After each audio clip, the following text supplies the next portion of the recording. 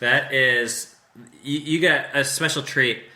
You get 2 audio intros to this podcast. That was Colin playing dueling banjos. Yep, on a child-size upside-down guitar. Left-handed, right-handed. This is Ben. And Colin. And you are listening to the Blackjack Apprenticeship podcast. We are recording live under the feet of the Utah mountain ranges. In St. George, Utah. 1 hour and 45-minute drive from Las Vegas. And this particular podcast, we're going to be focusing on talking about the Blackjack Ball. Yeah. Okay. And this is going to be a 20-minute podcast.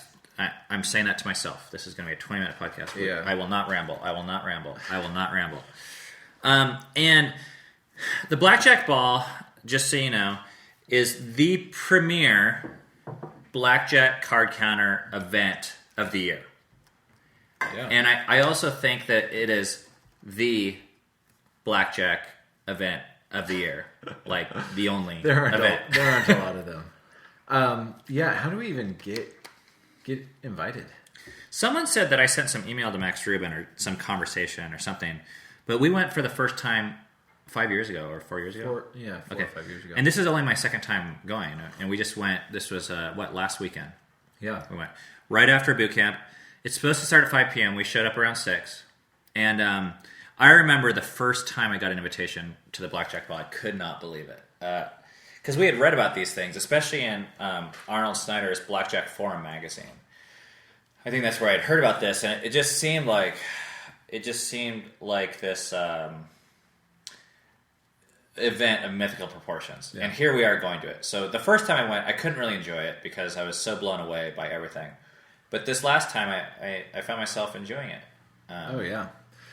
This is my fourth. This was my fourth one, and feel a bit more comfortable being there. But this one was a lot of fun. It was nice having you join us again. Thank you. It was good to be there. It was also really fun because we were actually offered a couple extra spots to bring some other guys.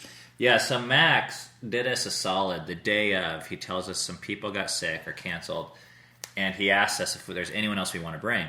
I think I had bugged him already and said, hey, is there a couple extra spots? Because there's some guys that have come through our site that are now, I feel like, deserve to be there.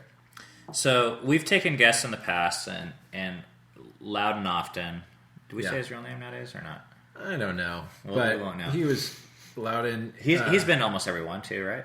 Yeah, he comes with me every time. So he was there with us. And he's well known because he's a sharply dressed man. Yes. People remember his outfits, and he deserves to be there because he's won large amounts of money by destroying casinos at blackjack. And he speaks at our boot camps, especially our advanced boot camp. So he was already in Vegas. And then there was 2 other guys that had never been, and I could tell that this was kind of blowing their minds too. It was like when I went for the first time. Bubble Tea came. And JC Note. And that was great to have so many people because I felt like we could be like a tour guide. Yeah. We could say, oh, this is where you hand your premium champagne. Yeah.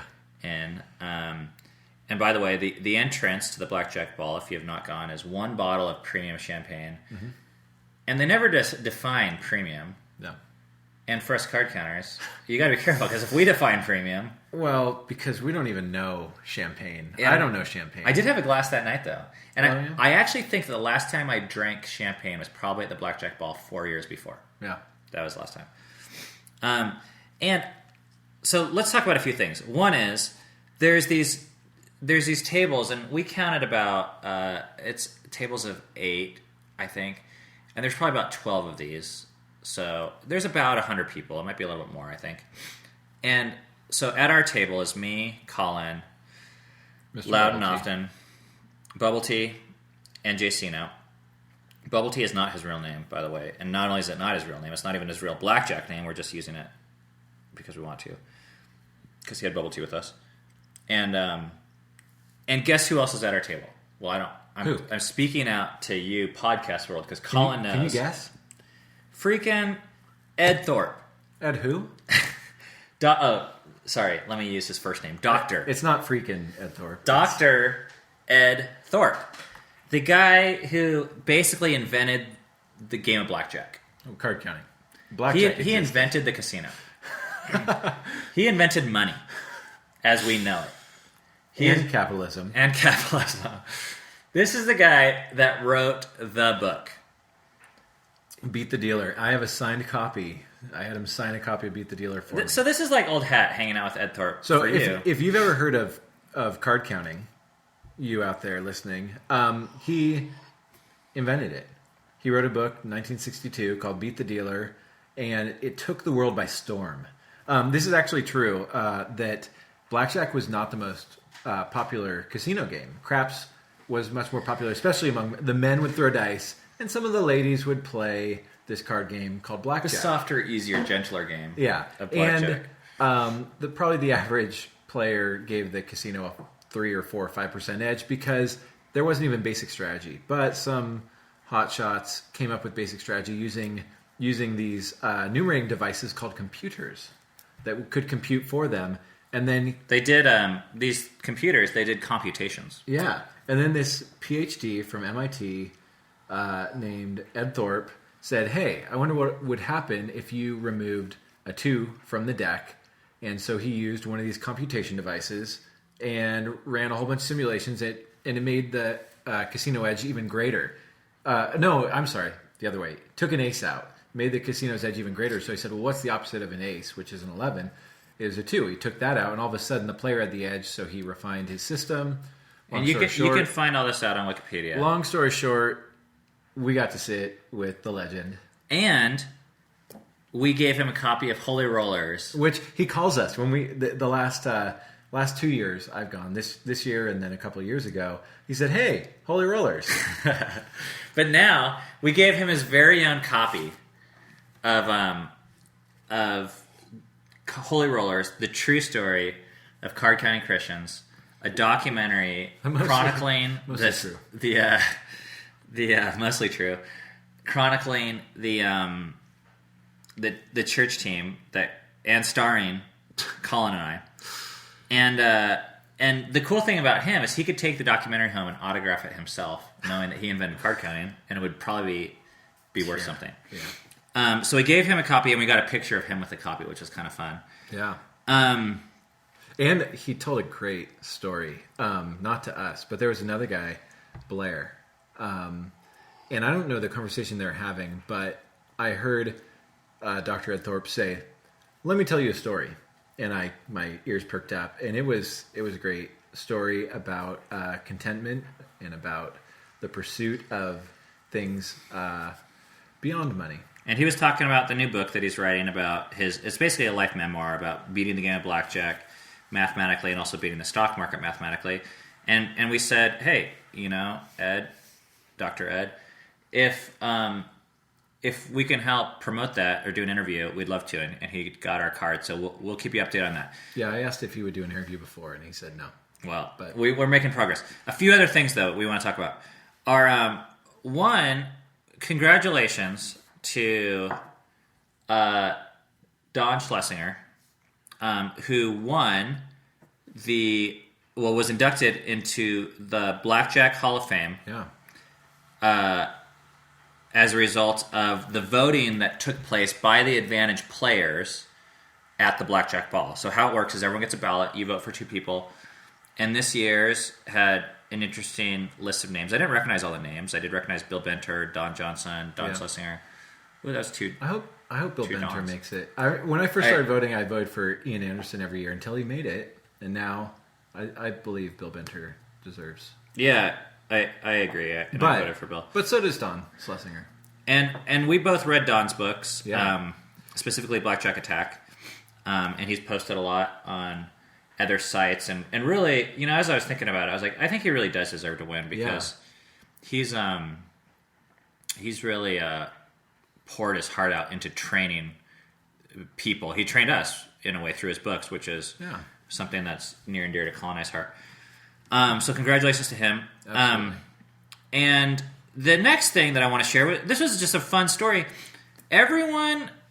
I contacted Max Rubin like the day before, and he allowed us to make this special announcement. So I get up in front of all of these people who are our heroes at one time and still are in a lot of ways. Well, first of all, let's spend a minute and just talk about who is there. Okay, sure. So Stanford Wong is there. Yep. Anthony Curtis is there. Richard Munchkin. Richard Munchkin is there, and this is not a complete list of names, by the way. Arnold Snyder is there. The Bishop. Blackwood. Kevin Blackwood is there.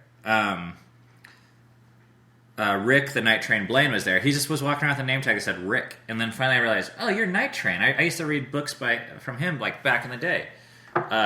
You have almost, not all of the MIT guys, but you have a good group of the MIT guys, Micah Ponte and Andy Block. And a whole bunch of other people that probably would be upset if we said their names. Yeah, so we won't say their names. They don't even exist. And Colin Silhouettes. I don't even know them. And so, anyways, there's a good group of people here. So I get to go speak in front of these people. And what we said was that 14 years ago when we got into card counting, almost 15 years ago, Colin and we read books and articles written by the people in that room and about the people in that room.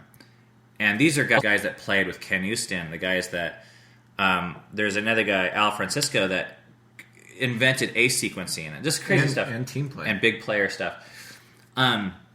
So I used to read about these guys, and now I'm in a room with them, and we wanted to just say thank you for what they've done, because we feel like we've done something pretty cool too, which is take what we've learned from those guys and from our years running a team, and we made it accessible to you guys that like podcasts and you guys like iPhone apps and video courses online, which is not something the older generation was really that familiar with.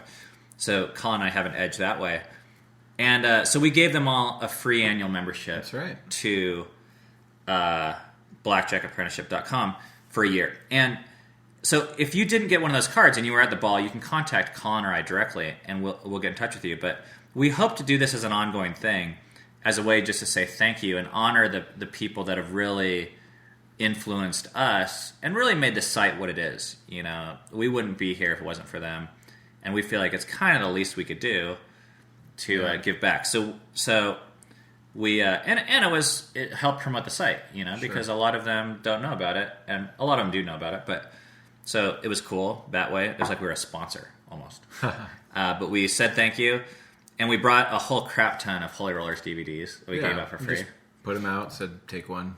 Yep. It was fun. But some of them might have taken two if they were typical advantage. I had a joke, too, that I never quite got what you're up to. I had a joke that I never got able to pull off because I got nervous, and Max Rubin started rushing the microphone. I was like, oh, crap, is my time up? And this was going to be the joke. We were passing out these cards, and it said good for one for a year, and it had the little coupon code on there. And I said, but there's only one per person. I don't want you guys to copy these because I know how you are with match plays and coupons, which I thought would have been kind of funny. So there's the joke. Would have gotten some chuckles. If they would have heard it. The final thing I'd like to say is, one thing that was really cool was we ran into a few Blackjack Bootcamp and BJA members at the ball that I didn't even know were still active in the game or had really taken things to the next level. No, that was a really fun surprise. Some guys that had been through boot camp a few years ago, and last I heard they were playing, but here they are getting invited to the Blackjack Ball, which makes me think, why wasn't I bugging Max Rubin sooner? But, oh well, we're in now. But to find out that these guys are still making a living, doing really well, enjoying it, and now showing up at the Blackjack Ball. Well, and that they, their first introduction to Blackjack was from our website. Yeah. That's crazy because it just doesn't feel like that important in a way. When I met Stanford Wong, I told him, hey, you're the reason why I've basically been an entrepreneur the rest of my life. I met you, or I didn't meet him initially. I read his books, you and I read his books, and taught ourselves card counting, and it changed our lives. And so it was really fun for me to tell him that. And then a guy comes up to us and says, hey, basically the same thing. You're his Stanford Wong. Yeah. It was cool. It was really cool. So, so a few other things happened. One is, so we had dinner, which was comped by Barona Casino. Yep. Which it's kind of a weird comp because, some people. It's a funny joke that when you go to the Blackjack Ball, in a way, you're agreeing not to play blackjack at Barona anymore. So it's not like a free and clear comp, like here's a meal. But all in all, I actually feel okay about it. I think it's pretty cool. I'm not going to Barona anyways. So, well, I want to get into the Blackjack Hall of Fame and then visit it and take a picture. That would be cool. But I'm not saying I deserve to be there because I don't. But yet. Maybe someday. And then I'll visit Barona. And so you can't go to Barona. So they have kind of a nice meal that Max puts on, and then they have this contest. What do they call that thing? The Calcutta Cup. Calcutta Cup. I don't know what it means. It seems to be a really big deal. There's a lot of tradition around it, and there's a lot of betting, and then a lot of random. There's a 21 question quiz. The top 5 people, the 5 people who got the most right, which I think probably the average of people that made it to the final table was 12. That they got 12 or 13 right. So that means 5 out of 100 were able to get 12 right. It was 10. Yeah, but by the end, if you got 10 right out of 20 questions, and this is true and false, by the way. Some of them are true and so false. So you're just guessing, and the rest, most of them are multiple choice. And this, I think it's just the stupidest test ever. Well, for those who don't feel like it's the stupidest test, or those who are interested, I think Richard Munchkin puts it on his blog every year. He'll put He'll put it up there, so you can check it out, and maybe you guys know the answers. I still think it's the stupidest test ever. It doesn't make any sense to me. It feels completely random, and I think that there's no skill involved. But no, that's not true. Hang on, but the same people win it every year, which means that there must be skill involved. Yep, or of some sort, because to me, when I see this, and how a lot of people feel when they see it, it just feels completely random. It's I can't even explain a question to you, but maybe we'll try and put a link to Richard Munchkin's blog or previous test. It's true. There clearly are people that have the advantage at it. We clearly do not. I've gotten close. I'm just going to say it's stupid. Loudon Often has been in the running for the 5th spot. So has another of our team. But one of these days, I want to make it to the final table. So then 5 people do even more ridiculous things. I've seen Wii boxing. Yeah. I've seen arm wrestling. Really? Yep. And then they'll do something like hand you a deck of cards and fan it out, and you have to memorize the sequence of cards. Whoever can memorize, you have 10 seconds to look at it. And so someone's like, Ace of Hearts, 7 of Spades, 2 of Diamonds, and... But then the highlight of the night, I don't think is that for me. The highlight of the night is going to Max Rubin's house afterwards. Yeah, that is. And first of all, it's just in a house, which is cool. We at Blackjack Apprenticeship prefer houses over casinos or country clubs. Yeah. And there's this whole spread of food that's the type of food that your mom would make at Christmas, minus Christmas cookies. There's those little wieners wrapped in croissant stuff. Yeah, that you dip in mustard. I think it's called Pigs in a Blanket. Pigs in a Blanket. There was just bacon salami stuff that was just They had some Jimmy Walker. They just tossed it in the oven. Black. Okay, so they had some alcohol. They had some bottled water, which I helped myself to. Yeah.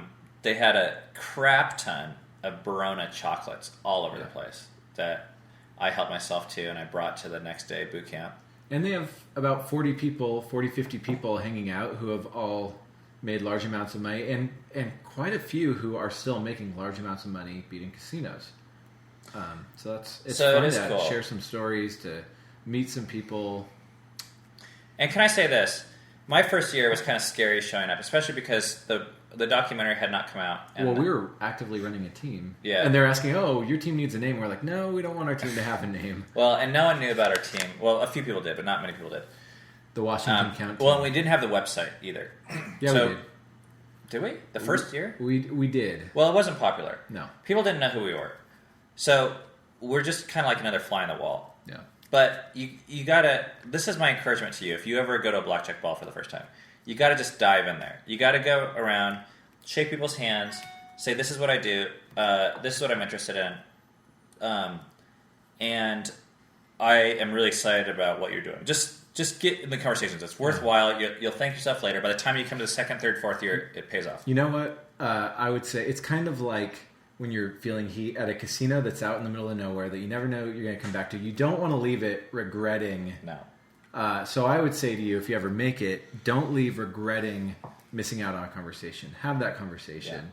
Yeah. And some people are a little standoffish, but a lot of people are incredibly friendly. Conversation I regret not having this year was Stanford Wong. It was the first time I saw him, and I saw him at the Lions Buffet, but I didn't go because I already had food, but I should have just gone.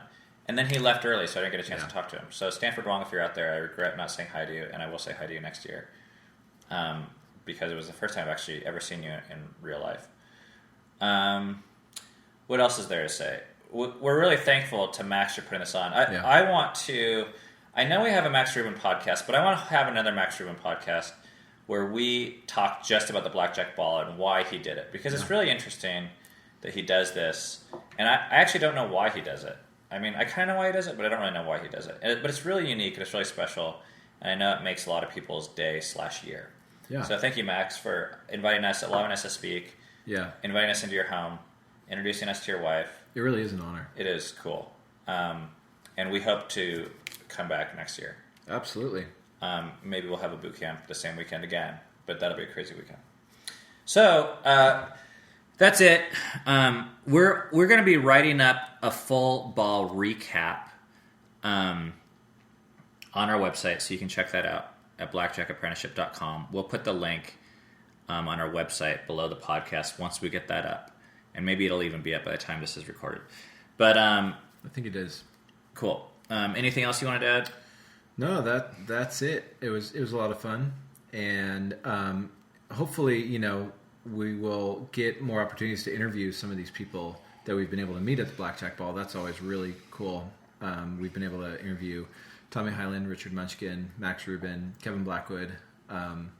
So hopefully, over the next several months, we can interview some more of these awesome I forgot to mention this fun fact that one of the things, the thing that makes the Blackjack Ball great, and this is your line, Colin, I'm stealing your thunder. But that's cool. Steal it. Is it's one of the few places you can show up where people will be dressed up wearing a tuxedo and sweatpants. That's right.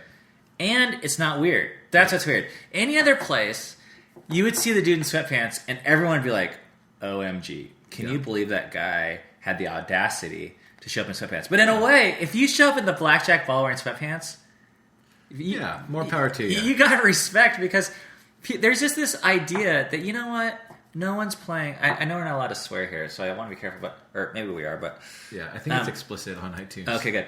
Well, no, these guys, they're overplaying the fucking game. They're just like, I'm just here.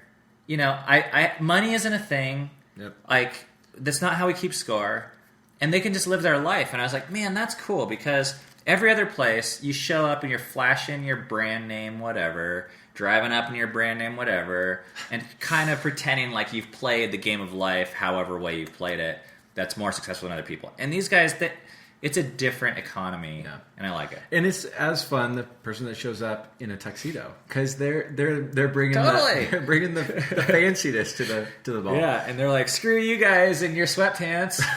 I care about... it's fun. It brings a little bit of honor and dignity and respect. It makes us remember that we're still humans. We're not just card counters, too. That's right. So anyways, thank you to those who wear tuxedos and sweatpants to the Blackjack Ball. Yeah, hopefully next year someone will wear a tuxedo coat and sweatpants. That could be us. But anyways, this is Ben. And Colin. And we are from blackjackapprenticeship.com. You can check out more things there. There's blog posts and more podcasts and charts and video courses. I'm going to give one more shout out. I just want to thank the people at the Blackjack Ball that have invited us in or have had conversations with us, because it's really been an incredible amount of fun, and it's been fun to feel like we can give back, but also to receive from others. So thank you. And let us know if you're from the Blackjack Ball, if you need to get your free membership, email us, or if you want to be featured on one of our podcasts, we'd love to have you. Oh, absolutely. You know who you are. Thank you. Have a good one. We'll catch you next time.